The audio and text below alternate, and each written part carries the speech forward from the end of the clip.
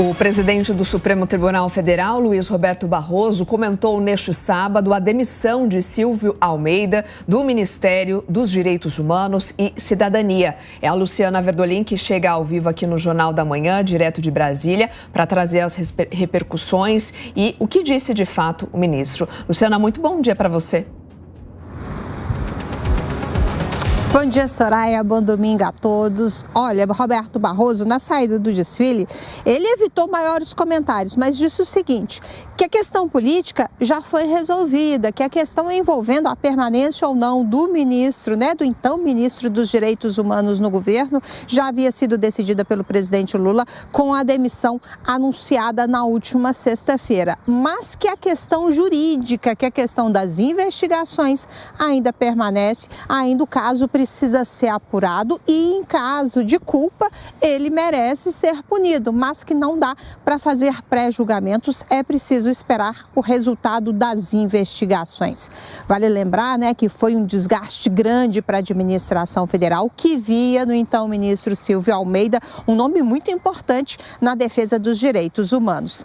A ministra Aniele Franco, ela evitou se posicionar com relação à questão, ela teria sido uma das pessoas assediadas pelo então ministro e ela evitou até a demissão fazer qualquer tipo de comentário. Só após o anúncio da demissão é que ela fez questão de lembrar que muitas vezes a culpa acaba caindo na vítima, então é preciso evitar esse caminho. A Comissão de Ética Pública da Presidência da República já havia aberto investigação, a Polícia Federal está apurando o caso, levando-se em consideração que não foi só a denúncia da ministra Aniele Franco. Segundo o Me Too, aquela organização que cuida dos direitos das mulheres, várias mulheres, pelo menos 4, teriam apontado serem vítimas, terem sido vítimas do então ministro Silvio Almeida. Então o caso, apesar da demissão do ministro, não acabou não, as investigações continuam e ele não pediu em nenhum momento desculpas às vítimas, ele apenas disse que teria pedido demissão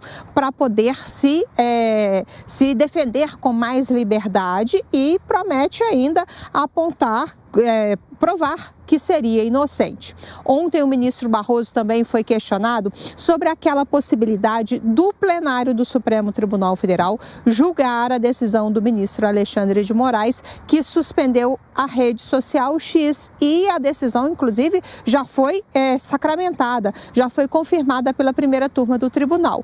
Há uma sinalização de que a decisão seria levada ao plenário. O ministro Roberto Barroso, pelo menos por enquanto, disse o seguinte, que a primeira turma é soberana para decidir sobre essa questão e não há nenhuma sinalização ainda de julgamento em plenário físico do Supremo Tribunal Federal.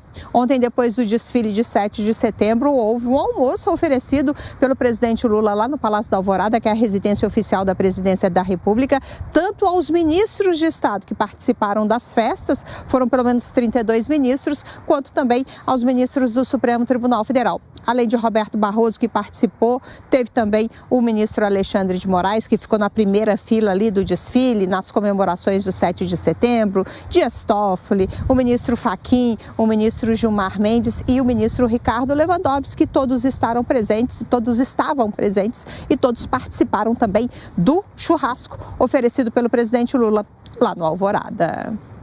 Passadas as comemorações do 7 de setembro, certamente esse assunto é um dos principais que o governo agora vai precisar se debruçar nos próximos dias. Luciana, obrigada pelas suas informações. Até já já. Vamos já conversar com a Cássio Miranda.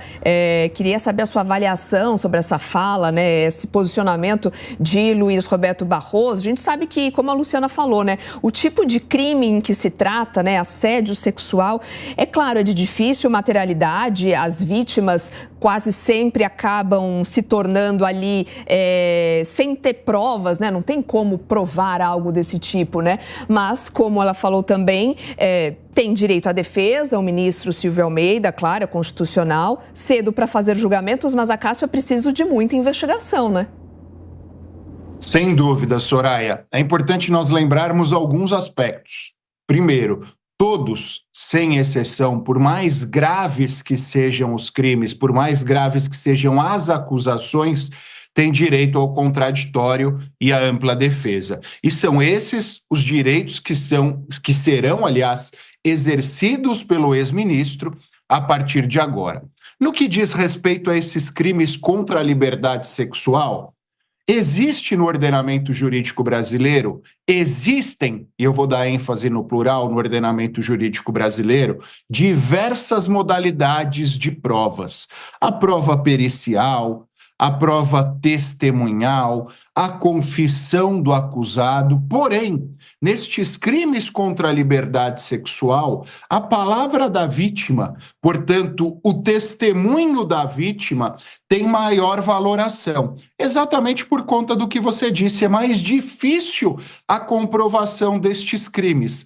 Dada esta dificuldade, o judiciário já aceita de forma, eu não diria pacífica, mas de forma regular, a utilização e a valoração da palavra da vítima. Portanto, serão ouvidas todas as vítimas que acusam o ex-ministro, será ouvido o ex-ministro, quando possível, serão ouvidas outras testemunhas para que, a partir daí, o judiciário chegue a um entendimento. Mas é importante a gente fazer uma ressalva. Normalmente, as vítimas dos crimes sexuais já são submetidas a uma situação horrível e grave. E todas as vezes que elas precisam falar perante a autoridade policial ou perante o juiz sobre esse crime, elas acabam rememorando. Então, de uma forma ou de outra, isso acaba também punindo as vítimas, infelizmente. Há uma série de estudos que tentam, de uma forma ou de outra, mitigar isso no Brasil, mas a verdade é essa. Infelizmente, além de serem vítimas desse tipo de crime, elas acabam sendo submetidas a uma humilhação todas as vezes que precisam relatar estes fatos às autoridades. Sempre ficando em desvantagem mesmo. É uma situação